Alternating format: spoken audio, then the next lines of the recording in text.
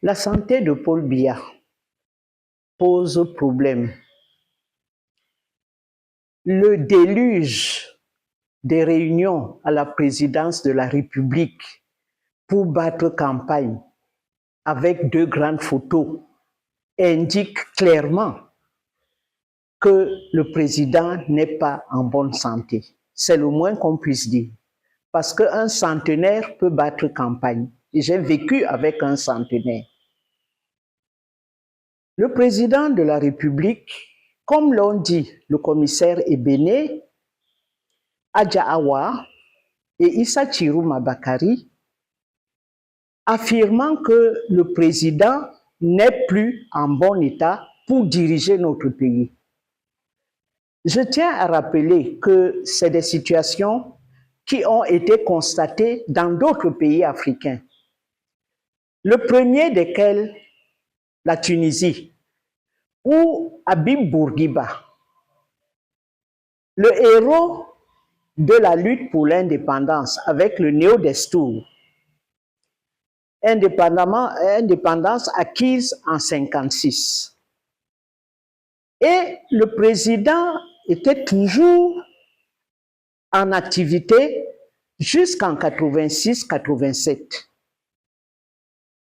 Et c'est donc en tant que président qu'il nomme Ben Ali comme Premier ministre. Ben Ali arrive, il commence à travailler avec lui et il constate que le président de la République a beaucoup d'absence. De temps en temps, il s'adresse à lui en disant « Mzali ».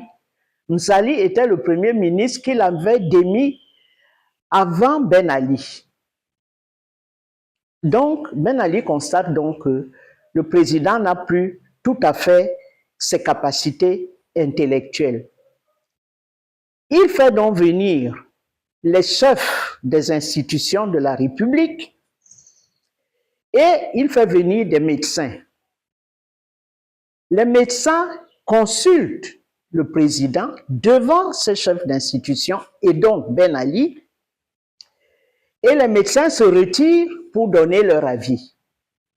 Et leur avis est sans appel. Le président n'a plus toutes ses facultés pour gérer l'État tunisien. C'est comme ça que Ben Ali signe donc sa prise, disons, sa prise d'acte en tant que chef d'État pour prendre la relève. On a appelé ce départ de Bourguiba, on l'a appelé le coup d'État médical. Ce n'était pas un coup d'État, c'était simplement faire prévaloir l'avis médical des spécialistes pour envoyer le président Bourguiba à la retraite. C'était donc le coup d'État médical perpétré par son premier ministre Ben Ali. Deuxième cas, le président Mugabe, Robert, du Zimbabwe, commence à montrer des signes de faiblesse. Il marche, il trébuche, il tombe. Il vient lors d'une cérémonie, il fait le discours et il tombe devant le pupitre. On le transporte.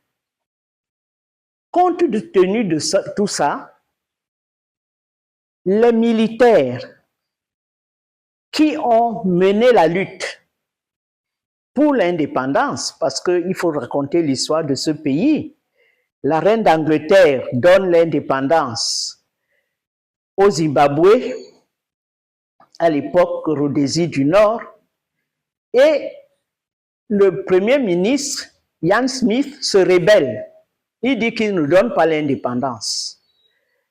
Et la ZANU-PF prend les armes pour le faire partir. C'est comme ça que ce pays devenu Zimbabwe a donc a accédé à l'indépendance en avril 1980 et le chef de la lutte armée, qui est M. Robert Mugabe, accède donc au pouvoir. Et Robert Mugabe, qui a été en exil au Ghana, c'est là qu'il a fait la rencontre aussi de l'UPC et d'autres mouvements de libération qui étaient basés au Ghana. Et c'est au Ghana qu'il épouse sa première femme. Au cours de sa vie de président, son épouse meurt. Et il prend pour épouse sa secrétaire, une jeune femme, Grace Mugabe. Et quand il voit que le président commence à s'affaiblir, elle commence à prendre les rênes du pouvoir, à telle enseigne qu'elle obtient de son mari qu'on congédie son premier ministre, qui s'appelle Mnangagwa. Non seulement on chasse Mnangagwa, mais sa femme, Grace Mugabe, intime l'ordre à Mnangagwa de s'exiler, de partir, de quitter le territoire. Mnangagwa fuit en Afrique du Sud. C'est là donc que les militaires décident de mettre au repos leur icône, le patron de la lutte armée, c'est-à-dire Robert Mugabe. Ils font une cérémonie en mondovision où les militaires en face de Mugabe lui disent « Il est temps que tu prennes ton repos, tu es fatigué et tu ne tiens plus. Ce n'est pas la peine de forcer. On te garantit tout, tu vas rester dans un palais avec tout ton confort, tes médecins seront là, tu auras tout, mais il faut que tu te mettes au repos. » Et on a affaire à une scène ubuesque où les militaires lui disent « On ne te fait pas un coup d'État, tu es notre icône, mais il faut que tu te reposes. » Et le président Mugabe se rebelle, il dit « Non, c'est un coup d'État que vous me faites, ce n'est pas le repos, tout ça. » Mais il finit par accepter. Il se retire donc avec son épouse. À un moment, son épouse a des velléités de reprendre le pouvoir. Et les militaires lui disent, si tu insistes, on va trouver une autre femme à ton mari, mais toi, ton dossier est lourd, tu peux aller en prison. C'est comme ça que Grace Mugabe se calme. On apprendra plus tard par nos réseaux à la ZANU-PF qui indique que c'est Mugabe lui-même qui a demandé à ses militaires, à sa hiérarchie militaire, il faut prendre le pouvoir parce que la femme qui est à côté de moi, elle commence à prendre des libertés que je ne comprends plus. Elle n'a pas le droit de prendre ces libertés-là et il faut faire quelque chose. C'est ce que les militaires ont fait. Le président Mugabe s'est retiré et il a eu une fin de vie paisible avec tous les honneurs qu'il fallait pour l'enterrer.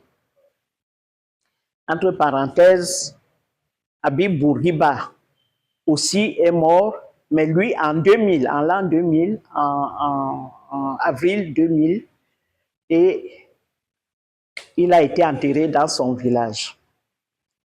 Voilà ces deux cas. Le troisième cas, c'est le FLN algérien, où Bouteflika est affaibli. Il a fait un AVC, il est paralysé et il est sur une chaise roulante. Mais le FLN insiste, oui, on a connu Bourguiba, le fringant ministre des Affaires étrangères au début des années 60, etc., un autre héros de la guerre. de la lutte armée, mais quand même, à un moment donné, il est tellement affaibli que son frère commence à prendre lui aussi des décisions. C'est là que le FLN s'insurge et demande que le président Bourguiba soit écarté. C'est comme ça que le président Bourguiba a été écarté. Ce n'était pas non plus un coup d'État, c'était tous des combattants du FLN qui sont encore au pouvoir, qui ont décidé qu'un grand pays comme l'Algérie ne pouvait pas être géré par quelqu'un qui n'a plus du tout ses forces en place. C'est comme ça qu'il a été remplacé aussi. C'est pour dire quoi?